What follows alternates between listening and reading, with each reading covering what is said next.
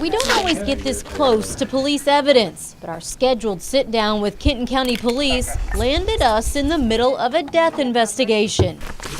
These plastic and paper bags hold the clues of something all too familiar to this force. A female, I believe in her 50s, known heroin user. We did end up getting that sit-down interview, but it ended up being on the second overdose run of the day.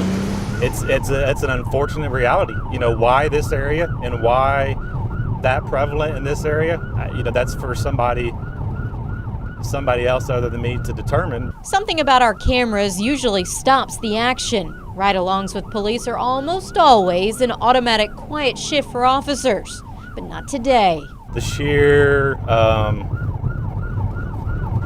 prevalence of it, 90 to 95% of our calls are drug-related. Christopher Haddle has been an officer with Kenton County PD for 21 years. You can tell by the way he navigates the narrow back roads, this is familiar. But what he's seeing on calls lately isn't familiar. It's frightening. It just says to me that this job is even more dangerous than having a gun pointed at you or having somebody try to hit you with a car. It's just another indirect danger that we have to deal with on a daily basis. Specifically, fentanyl. If we get exposed to those, they're actually dangerous from an airborne standpoint. A drug he and fellow first responders are seeing mixed with heroin, and sometimes it's just straight fentanyl. Then how did you take it? You snorted it? Okay. This call is exactly what first responders fear. Fentanyl.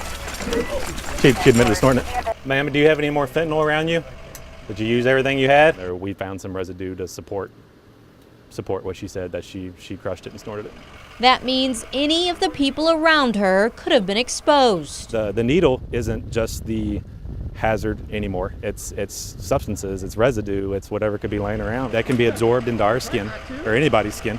And that's a danger. At a time when the drugs are getting more and more deadly, the ripple effect is hurting those that are there to help. But yes, deep down it gets frustrating.